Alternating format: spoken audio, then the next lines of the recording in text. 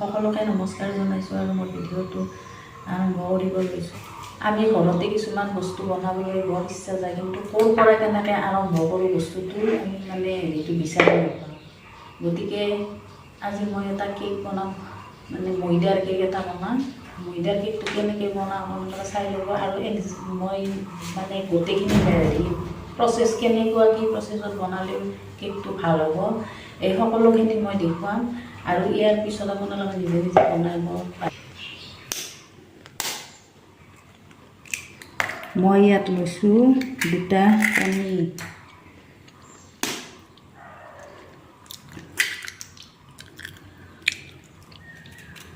চেনিটো দিব আপোনালোকে আন্দাজমতে দিব।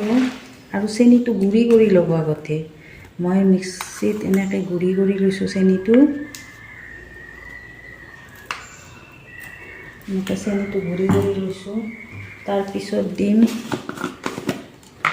দিয়া বেকিং পাউডাৰ 1 চামুচ বেকিং পাউডাৰ দিলোঁ। ওচৰৰ পৰা দেখুৱাইছোঁ কেক জেল, মই ইয়াত আধা চামুচ কেক জেল দিম। কেক জেলৰ পৰিমাণ বেছি দিব নালাগে, কেক জেল আধা চামুচ দিলেই হৈ যাব। আপোনালোকে চাওকচোন এনেকৈ।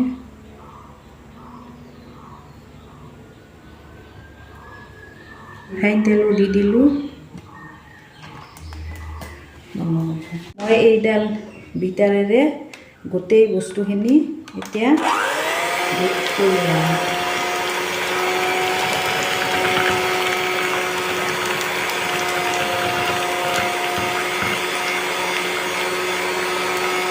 কণখিনি বিট কৰা হৈ গ'ল। এতিয়া মই ছাইডত লাগি থকা বস্তুখিনি একেলগ কৰিম। এনেকৈ কিমান ফুলি উঠিছে, বহুতখিনি ফুলি উঠিছে। এতিয়া ময়দা লৈছোঁ, ময়দাখিনি আপোনালোকে চালি ল'ব। মই আগতে চালি ৰেডি কৰি থৈছিলোঁ, গতিকে মই ডাইৰেক্ট দিব পাৰিছোঁ। গতিকে আপোনালোকেও চালি পেলাই ঠিক ঠাক কৰি ল'ব। এনেকৈ ইয়াতে মই ঢালি দিছোঁ এইখিনি 1 কাপ দিছোঁ। এয়া মই সাধাৰণ নিমখ অলপমান দিম টেষ্টৰ কাৰণে। নিমখ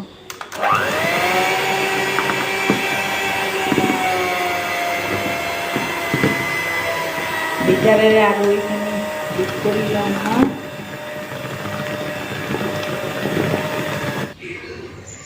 এয়া মোৰ কেকৰ বেটাৰটো ৰেডি হৈ গ'ল।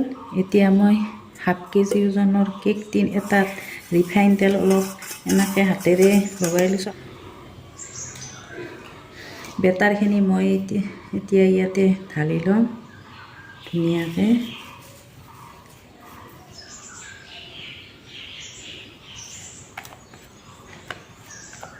মই কেক টিনটোত গোটেইখিনি বেটাৰ ভৰাই লৈছোঁ। এতিয়া কেক টিনটোত বেটাৰখিনি বহাই এনেকৈ অলপমান টেপ কৰি দিলে হ'ব।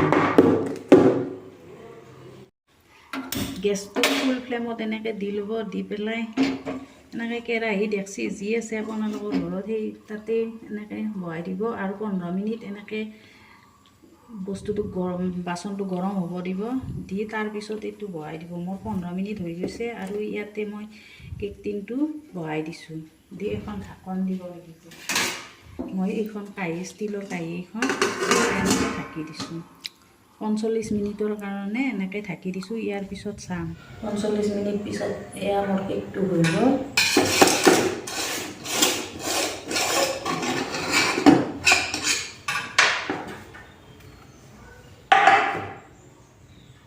এয়া চাওক কেক ইমান চফ্ট হৈছে, কেকটো ধুনীয়া হৈছে।